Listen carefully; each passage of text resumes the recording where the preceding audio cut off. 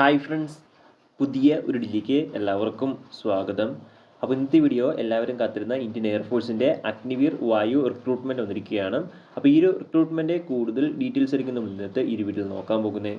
അപ്പോൾ നിങ്ങൾ ആ ഒരു വീഡിയോ അവസാനം വരെ കാണുക.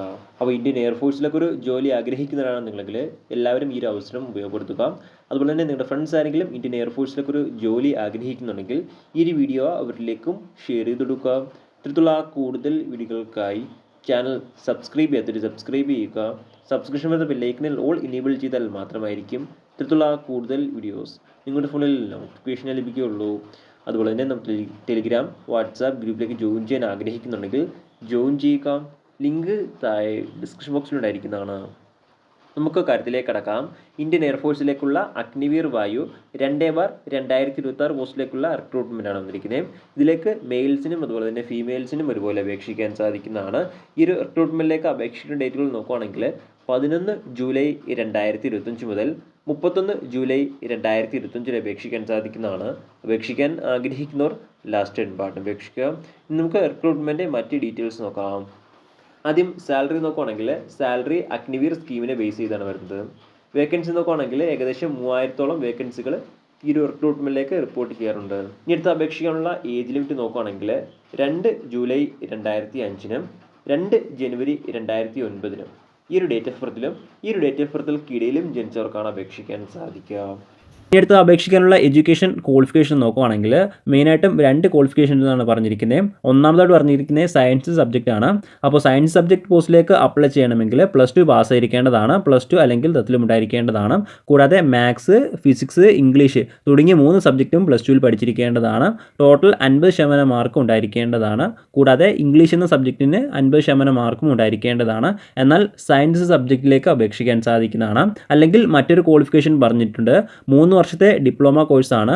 എഞ്ചിനീയറിംഗിലുള്ള 3 വർഷത്തെ ഡിപ്ലോമ കോഴ്സ്, അതായത് മെക്കാനിക്കൽ, ഇലക്ട്രിക്കൽ അല്ലെങ്കിൽ ഇലക്ട്രോണിക്സ് അല്ലെങ്കിൽ ഓട്ടോമൊബൈൽ അല്ലെങ്കിൽ കമ്പ്യൂട്ടർ സയൻസ് അല്ലെങ്കിൽ ഇൻസ്ട്രുമെൻറ്റേഷൻ ടെക്നോളജി അല്ലെങ്കിൽ ഇൻഫർമേഷൻ ടെക്നോളജി തുടങ്ങിയൊരു ഏതെങ്കിലും സബ്ജക്റ്റിൽ 3 വർഷത്തെ ഡിപ്ലോമ ഉണ്ടെങ്കിലും അപേക്ഷിക്കാൻ സാധിക്കുന്നതാണ്. അതുപോലെ തന്നെ നിർബന്ധമായിട്ടും 50% മാർക്ക് ടോട്ടൽ ഉണ്ടായിരിക്കേണ്ടതാണ്. കൂടാതെ ഇംഗ്ലീഷ് എന്ന സബ്ജക്റ്റിന് 50% മാർക്ക് ഉണ്ടായിരിക്കേണ്ടതാണ്. എന്നാൽ മാത്രമായിരിക്കും അപേക്ഷിക്കാൻ സാധിക്കുകയുള്ളൂ. ഇതല്ലെങ്കിൽ മറ്റൊരു ക്വാളിഫിക്കേഷൻ പറയുന്നുണ്ട്.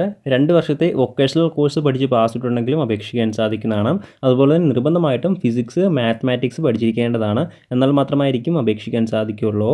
അതുപോലെ തന്നെ ടോട്ടൽ 50% മാർക്കും ഇംഗ്ലീഷ് എന്ന സബ്ജക്റ്റിന് 50% മാർക്കും ഉണ്ടായിരിക്കേണ്ടതാണ്. എന്നാൽ മാത്രമായിരിക്കും അപേക്ഷിക്കാൻ സാധിക്കുകയുള്ളൂ. ഇനി അടുത്ത അതർ ദാൻ സയൻസ് സബ്ജക്റ്റ് പോസ്റ്റിലേക്ക് നോക്കുകയാണെങ്കിൽ +2 പാസ്സായിരിക്കേണ്ടതാണ്. +2 ഏതൊരു സബ്ജക്റ്റിൽ പാസ്സായിട്ടുണ്ടെങ്കിലും അപേക്ഷിക്കാൻ സാധിക്കുന്നതാണ്.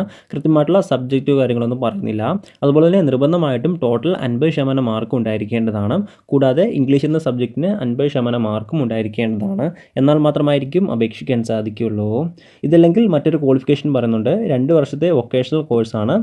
ഏതെങ്കിലും സ്ട്രീമിൽ 2 വർഷത്തെ വൊക്കേഷണൽ കോഴ്സ് പഠിച്ച് പാസ്സായിരിക്കേണ്ടതാണ്. കൂടാതെ ടോട്ടൽ 50% മാർക്കും ഉണ്ടായിരിക്കേണ്ടതാണ്. കൂടാതെ ഇംഗ്ലീഷിനും 50% മാർക്കും ഉണ്ടായിരിക്കേണ്ടതാണ്. എന്നാൽ മാത്രമായിരിക്കും അപേക്ഷിക്കാൻ സാധിക്കുകയുള്ളൂ.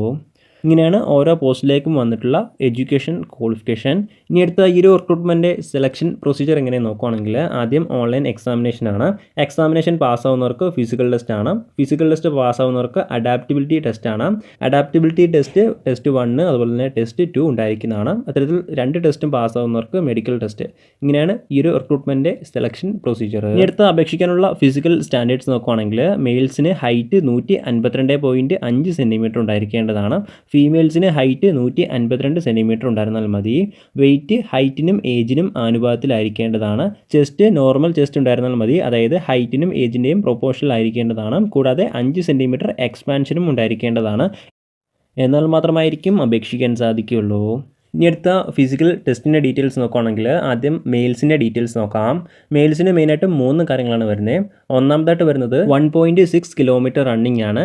7 മിനിറ്റിനുള്ളിൽ കംപ്ലീറ്റ് ചെയ്യേണ്ടതാണ്. അടുത്ത രണ്ടാമതായിട്ട് വരുന്നത് 10 പുഷപ്സ് ആണ്. അടുത്ത മൂന്നാമതായിട്ട് വരുന്നത് 10 സിറ്റപ്സ് ആണ്. അടുത്ത നാലാമതായിട്ട് വരുന്നത് 20 സ്ക്വാട്ട്സ് ആണ്. ഇങ്ങനെ 4 കാര്യങ്ങളാണ് മെയിൽസിന് ഫിസിക്കൽ ടെസ്റ്റിൽ വരുന്നത്. ഇനി അടുത്ത ഫീമെയിൽസിൻ്റെ ഡീറ്റെയിൽസ് നോക്കുകയാണെങ്കിൽ ഒന്നാമതായിട്ട് വരുന്നത് 1.6 കിലോമീറ്റർ റണ്ണിങ് ആണ്. 8 മിനിറ്റിനുള്ളിൽ കംപ്ലീറ്റ് ചെയ്താൽ മതി. ഇനി അടുത്ത രണ്ടാമതായിട്ട് വരുന്നത് 10 സിറ്റപ്സ് ആണ്. അതിനുശേഷം അടുത്ത മൂന്നാമതായിട്ട് വരുന്നത് 15 സ്കോട്ട്സ് ആണ്. ഇങ്ങനെ 3 കാര്യങ്ങളാണ് ഫീമെയിൽസിന് റിക്രൂട്ട്മെൻറ്റ് ഫിസിക്കൽ ലിസ്റ്റിൽ വരുന്നത്. ഇനി അടുത്ത ഈ ഒരു റിക്രൂട്ട്മെൻറ്റിലേക്ക് അപേക്ഷിക്കേണ്ട രീതി ഇങ്ങനെ നോക്കുകയാണെങ്കിൽ ഓൺലൈൻ വഴിയാണ് അപേക്ഷിക്കേണ്ടത്. ഓൺലൈൻ വഴി agnipathvayu.cdse.in ഈ ഒരു സൈറ്റ് വഴിയാണ് അപേക്ഷിക്കേണ്ടത്. ഈ ഒരു സൈറ്റ് വഴി അപേക്ഷിക്കാനുള്ള അവസാന തീയതി നോക്കുകയാണെങ്കിൽ 31 ജൂലൈ 2025 അപേക്ഷിക്കാൻ സാധിക്കുന്നതാണ്. അപേക്ഷിക്കാൻ ആഗ്രഹിക്കുന്നവർ ലാസ്റ്റ് ഡേറ്റ് പാർട്ടിന് അപേക്ഷിക്കുക. അതുപോലെ തന്നെ അപേക്ഷിക്കുമ്പോൾ ആപ്ലിക്കേഷൻ ഫീസും ഉണ്ടായിരിക്കുന്നതാണ്. ഏകദേശം 550 രൂപയാണ് ആപ്ലിക്കേഷൻ ഫീസ്. ഫീസ് നിങ്ങൾക്ക് ഓൺലൈൻ വഴി തന്നെ അടയ്ക്കാൻ സാധിക്കുന്നതാണ്. എല്ലാ കാൻഡിഡേറ്റ്സും നിർബന്ധമായിട്ടും നിങ്ങളുടെ ഫീസ് അടച്ചാൽ മാത്രമായിരിക്കും നിങ്ങളുടെ ആപ്ലിക്കേഷൻ സ്വീകരിക്കുകയുള്ളൂ. പ്രധാനമായിട്ടും ഇത്രയും കാര്യങ്ങളാണ് ഈ ഒരു റിക്രൂട്ട്മെൻറ്റുമായി ബന്ധപ്പെട്ട് നിങ്ങളോട് ഷെയർ ചെയ്യാനുള്ളത്. എന്തെങ്കിലും സംശയങ്ങളോ കാര്യങ്ങളുണ്ടെങ്കിൽ ഒഫീഷ്യൽ നോട്ടിഫിക്കേഷൻ അല്ലെങ്കിൽ ഈ ഒരു ആർട്ടിക്കിൾ ചെക്ക് ചെയ്യുക. ഈ ഒരു ആർട്ടിക്കിളിലെ ലിങ്ക് എന്തായി ഡിസ്ക്രിപ്ഷൻ ബോക്സിൽ അടിയിരിക്കുന്നതാണ്. അപ്പം നമുക്ക് മറ്റൊരു വീഡിയോയിൽ കാണാം. അതുവരെ ബൈ.